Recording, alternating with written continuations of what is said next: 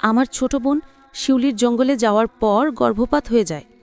সম্মানিত ভিউয়ার্স, গল্পটি ভালো লাগলে আমার এই চ্যানেলটি সাবস্ক্রাইব করে রাখবেন পরবর্তী আপডেট গল্প পাওয়ার জন্য।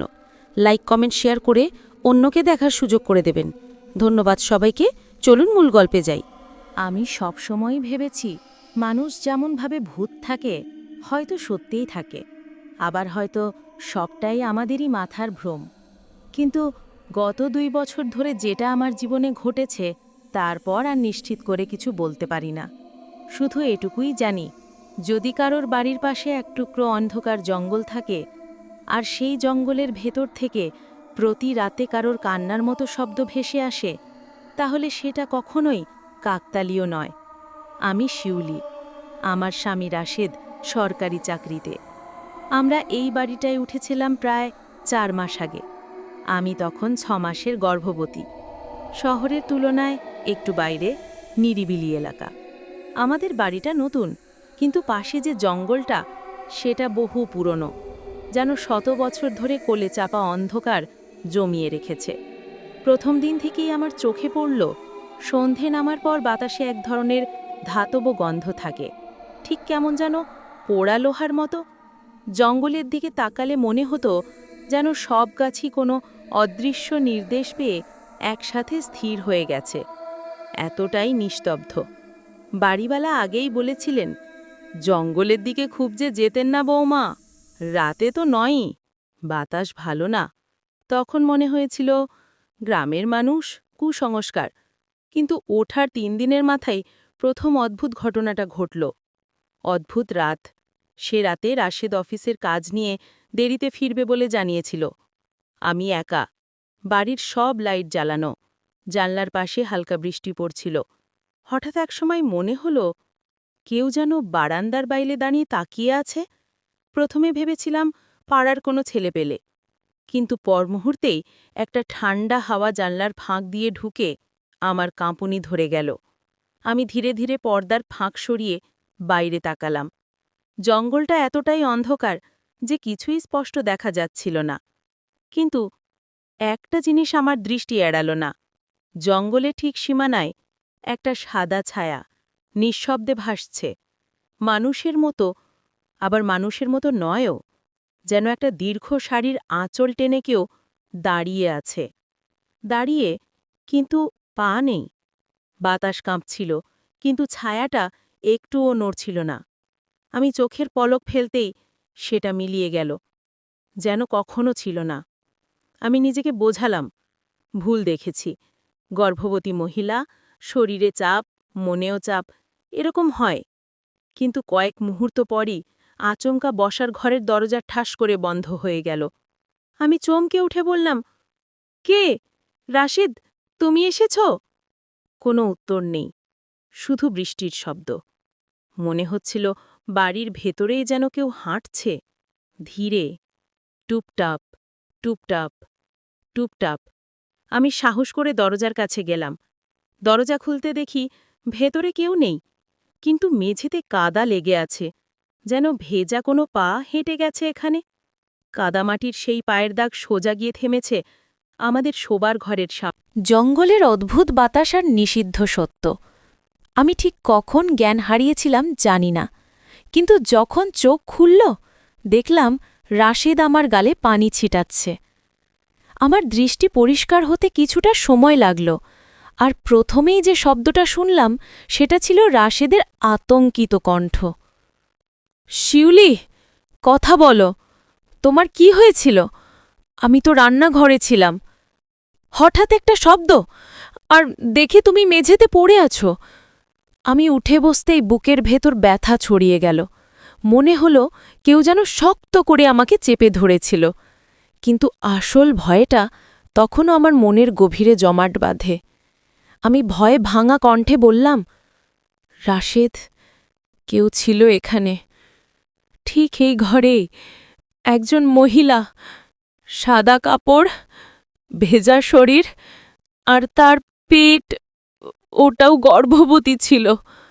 রাশেদ থমকে গেল, তার মুখের রং পাল্টে গেল, কিন্তু সে নিজেকে সামলে নিল। দেখো শিউলি, হয়তো তুমি হ্যালিউসিনেশন দেখেছ। তুমি এখন খুব ভয় পেয়ে আছো। আমি রাশেদের হাত শক্ত করে ধরে বললাম, আমি হ্যালিউসিনেশন দেখিনি। সে আসলেই এখানে ছিল। ভেজা পায়ের শব্দ ঠিক আমার বিছানার পাশে। আমার কণ্ঠ কেঁপে উঠল। আর সে বলছিল, এই বাড়ির মেয়েরা সন্তান জন্ম দিতে পারে না। এই কথাটা শুনে রাশেদ আর কিছু বলল না। তার মুখের অভিব্যক্তি দেখে মনে হচ্ছিল সে কিছু লোকাচ্ছে। বাড়িওয়ালার সতর্কবার্তা। পরের সকালটা শুরুই হলো অস্বস্তি নিয়ে। আমি ঘুম থেকে ওঠার পর দেখলাম বিছানার পাশে একটা ছোট কাদার দাগ এখনও শুকায়নি। যেন ভোরের আলোতেও কেউ সেখানে দাঁড়িয়েছিল। আমি আর সহ্য করতে পারলাম না। বললাম রাশেদকে, বাড়িওয়ালার সঙ্গে কথা বলা দরকার, এখানে কিছু একটা ঠিক নেই। রাশেদ একটু অনিচ্ছুকভাবেই রাজি হল। দুপুরবেলা আমরা বাড়িওয়ালা হানিফ চাচার কাছে গেলাম। চাচা আমাদের দেখে চমকে উঠলেন। কিরে, তোমরা দুজন এত সকাল সকাল এলা? আমি সরাসরি বললাম, চাচা, বাড়িতে কিছু একটা হচ্ছে। রাতে অদ্ভুত কান্না শুনেছি। ঘরের ভেতর ভেজা পায়ের দাগ দেখেছি। একজন মহিলার ছায়া। কথা শেষ করতে পারলাম না। হানিফ চাচা হঠাৎ মুখ ঘুরিয়ে অন্য দিকে তাকালেন। তার চোখ ছায়ার মতো ভারী হয়ে গেল। আমি আগেই বলেছিলাম বৌমা, জঙ্গলের দিকটা বাতাস ভালো না। আমার শ্বাস আটকে গেল। কিন্তু কেন? আসলে সমস্যা কি? চাচা দীর্ঘশ্বাস ফেললেন। এলাকাটা আগে অন্যরকম ছিল। বহুদিন আগে এখানে একটা কাঁচা রাস্তা ছিল।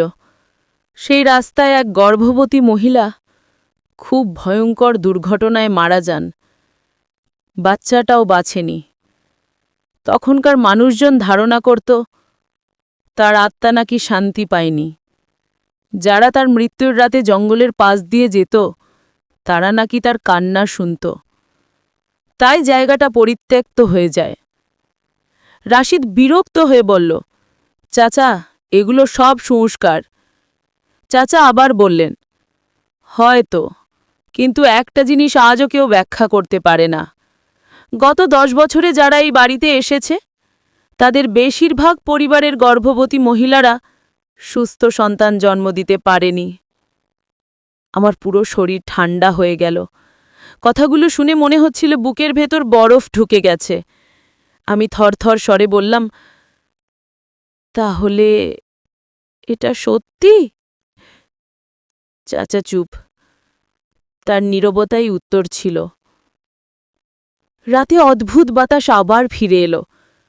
সেদিন হালকা কুয়াশা নেমেছিল।